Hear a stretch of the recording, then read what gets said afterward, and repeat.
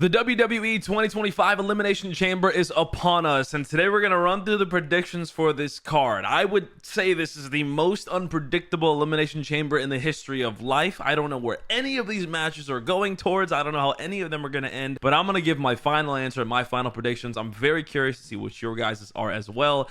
This Elimination Chamber in Toronto is going to be wild. Here we go. First up, we have the segment between Cody Rhodes and The Rock. This segment has to end with Cody Rhodes on the ground. I mean, there's no shot he's accepting this deal with The Rock. Unless we're getting a crazy plot twist, which I'm totally down for, he's obviously going to decline The Rock's offer, and The Rock's not going to be happy about it. I could see The Rock giving him another beatdown because he's going to be heartbroken, and he's not going to be happy. I have a feeling him and Cody are going to go at it. Cody's going to sound like maybe he's about to accept the offer, and then he's going to kind of snap into it and be like, wait, what's going on here? I almost got manipulated by The Rock. I almost got manipulated by the final boss. He's going to decline in probably a semi to heavy disrespectful way, and The Rock's not going to be happy about it. And I could see this ending real ugly, which is awesome because it opens up a huge mystery and a lot of unanswered questions moving forward into WrestleMania. Like who The Rock wants to be his next champion. Is that Drew McIntyre? Is that John Cena? Is it Roman Reigns? Is it Jacob Fatu? We don't know, but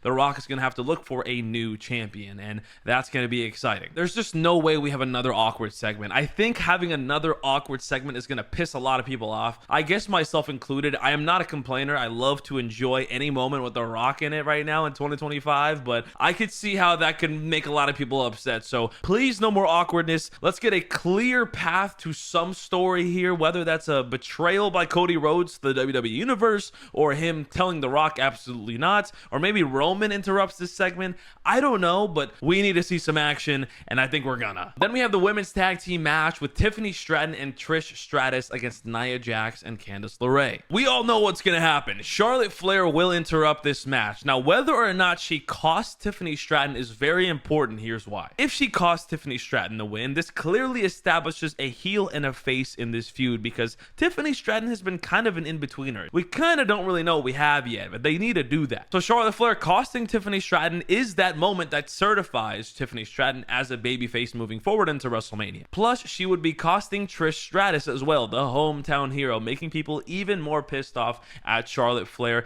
giving her even more momentum moving into WrestleMania.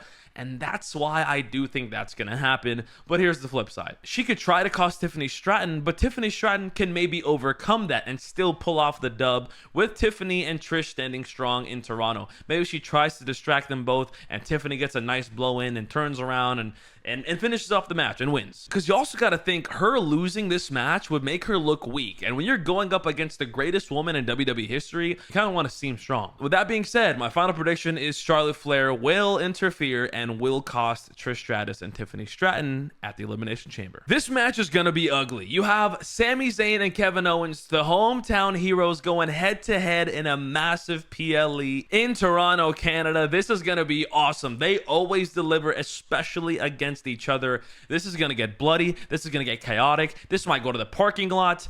This is going to be awesome. But also them doing this match makes me believe that we're not going to get Sami and KO at Mania like we all thought we would. I think this is more important to them to go one-on-one in Toronto on a massive PLE than a WrestleMania match. Unless this match ends in a no contest, which I could also very much see happening, and maybe that leads to an I Quit match at WrestleMania between the two of them. That could be cool. I could be down for that, except for the fact that I do think Randy Orton should interfere in this match. Obviously, he's going to cost Kevin Owens. Is it possible that he costs Sami Zayn?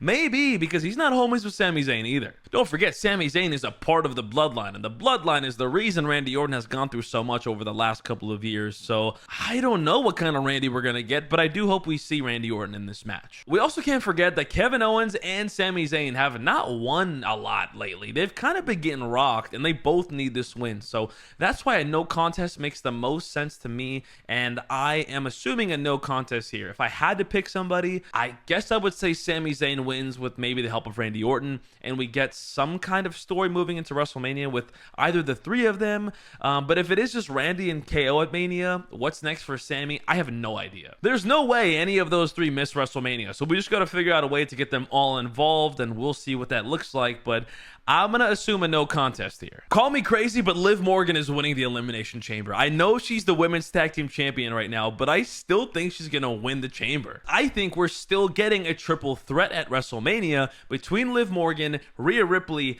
and Io Sky. So Rhea Ripley costed Io Sky a few weeks ago, and I think she's gonna get costed again in her championship match against Rhea Ripley, this time by Liv Morgan. I think Liv Morgan wins the chamber match and then goes to Raw, tries to distract Rhea Ripley so she doesn't have to face her at WrestleMania, but in turn costs Io Sky yet again and making Rhea Ripley win the match. And then Io Sky is going to go berserk, and then some authoritative figure, probably Adam Pearce, is going to be like, yo, wait a second, we're not doing this. She's been costed twice by outside interference because of you two, so she's going to be put in the match, and I think we're getting the triple threat at WrestleMania. That makes the most sense for me. As far as the other women in the chamber, I think Jade Cargill 1,000,000% will return at the chamber, and this is how it's going down. So Naomi is the one who attacked her for sure. So Jade comes into the Elimination Chamber, takes out Naomi, and Bianca's like, whoa, what the hell is going on? How are you back? And why the heck are you even taking out Naomi? Naomi gets attacked and later on eliminated. Bianca is standing there very, very confused, and while she's there confused, maybe arguing with Jade, Bianca gets rolled up on or eliminated, and all of that is going to culminate to a triple threat at WrestleMania between Jade, Bianca, and Naomi. Jade is mad at Naomi for attacking her. Jade is mad at Bianca for teaming with Naomi and also just getting a new tag team partner. And then Bianca's mad at Naomi for not telling her. And then the three of them are just going to have this hate confusion circle that is going to lead to a triple threat match. I think leaving Naomi off of WrestleMania would be a big no-no, especially because she is the person who replaced Jade Cargill and attacked her. So her not being in the match doesn't make sense to me. Triple threat at Mania, give me that. As far as the other women go, I don't think Alexa Bliss is going to win this match or have much of an impact. She still needs more momentum in her return right now. I'm excited for her, but I don't think this is the right PLE to make any big moves. But I do think something will come out of it, whether that's with Roxanne or with Bayley, we'll have to wait and see. Speaking of Bayley, I love her, but I don't think she's going to be winning this match either. She'll have some great spots and whatnot, but I don't think this is the match for her. Speaking of great spots, Roxanne Perez, I predict, will be the second to last woman in this match, and she'll be the first woman in the match, kind of re-highlighting her Royal Rumble debut because she lasted the longest in the Rumble. She was second to last. She's going to prove that again, doing it at the Elimination Chamber, and this is going to be great momentum for her moving forward. There's a lot going on there, but it's very exciting, and I think Liv Morgan pulls it off. And finally, this is the most unpredictable Elimination Chamber of all time. I don't even know where to start here. There are so many guys that deserve to win this. There's so many stories intertwined here, but I'm here to make a prediction. So here we go. Damian Priest will be eliminated by Drew McIntyre. I love the guy, but this is not the match for him. Logan Paul will be eliminated by John Cena. And guess who else will be eliminated by John Cena?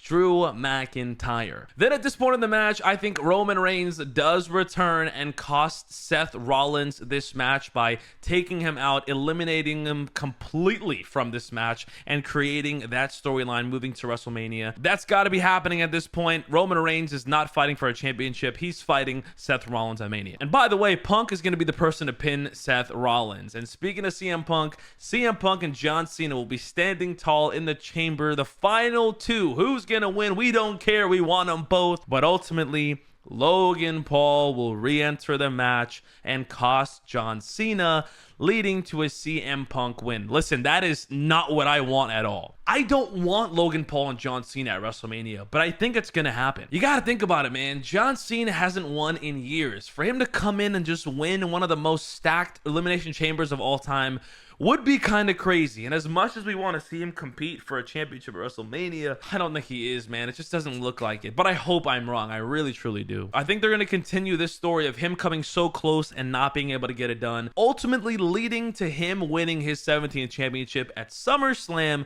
later on this year against CM Punk. Because I do think CM Punk wins the chamber, and I do think CM Punk beats Cody Rhodes at WrestleMania. We'll get the Summer of Punk all over again, and it ends at SummerSlam with John Cena defeating CM Punk at the main event. It's not my favorite scenario. I want John Cena to win it all, but I'm trying to think realistically here, and I think that's what's going to happen. Let me know in the comments down below what you guys think. An absolutely stacked card, a lot of fantasy booking here, a lot of bold predictions. Unfortunately, I will not be watching this event live, so I'm gonna miss it, and I'm gonna try my absolute hardest to stay off social media because I want to relive it the following day. So my reactions and stuff are going to be a bit late, but this is gonna be awesome. Let me know what you think in the comments down below. Let's see what happens.